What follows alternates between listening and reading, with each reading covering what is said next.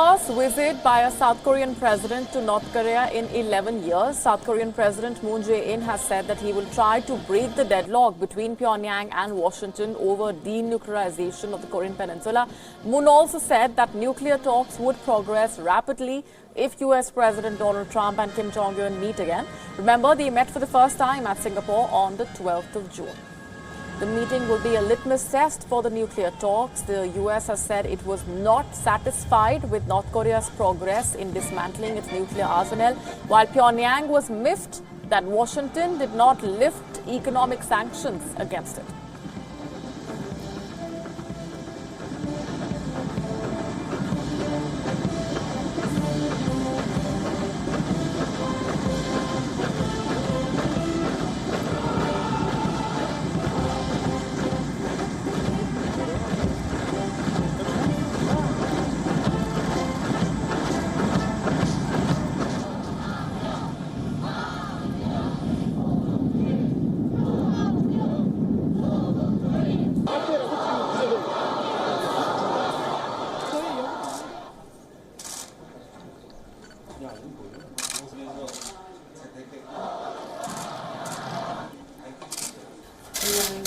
연도에 나와 있는 시민들뿐만 아니라 그 뒤 아파트에 사시는 분들까지도 그런 마음이고 또 우리가 앞으로 올해 이룩한 성과만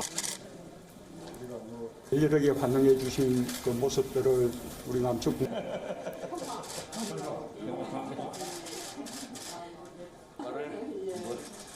모두가 기대하는데 안무가 최고의 영접을 받았습니다.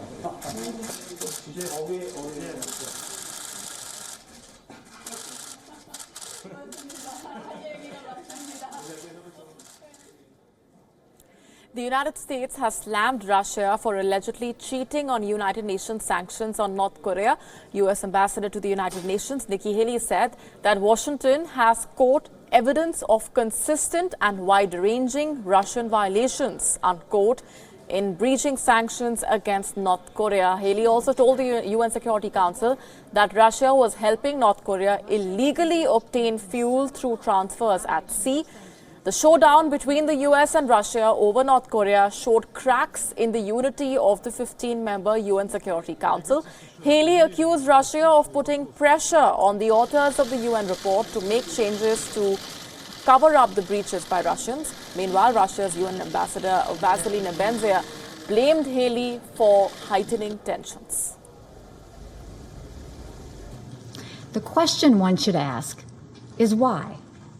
Why, after voting for sanctions 11 different times, is Russia now backing away from them? We know the answer. It's because Russia has been cheating. And now they've been caught.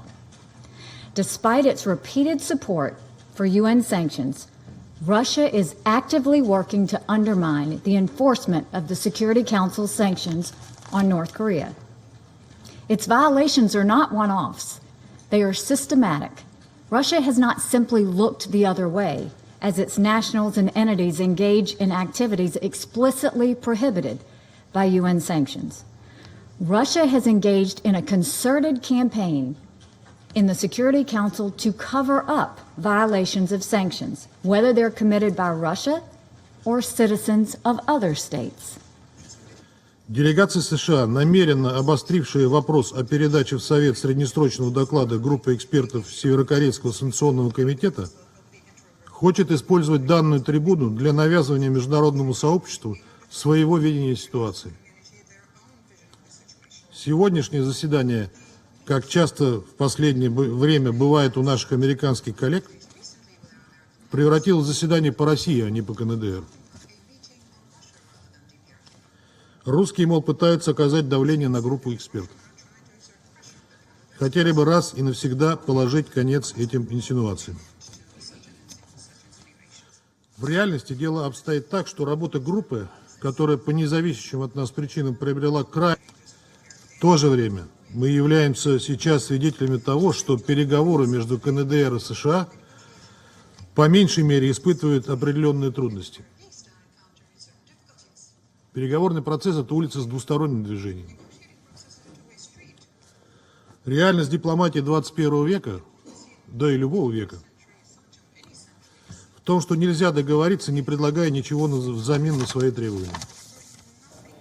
Turkey and Russia have agreed to create a demilitarized zone in Syria's Idlib province to separate government troops from rebel forces. Turkish and Russian soldiers will patrol the zone to ensure that it is respected.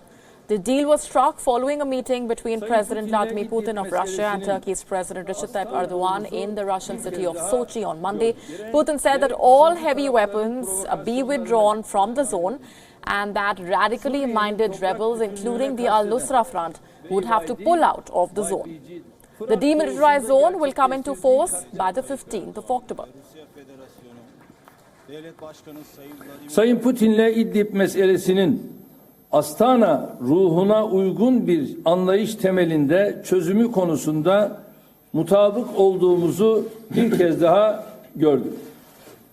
Bu çerçevede yaptığımız değerlendirmelerin sonunda muhalifler ve rejim kontrolündeki alanlar arasında silahlardan arındırılmış bir bölge oluşturulmasını kararlaştırdık. По нашему общему мнению, практическая реализация спланированных шагов даст дополнительный импульс процессу политического урегулирования сирийского конфликта, позволит активизировать работу на Женевской платформе и будет способствовать возвращению мира на сирийскую землю.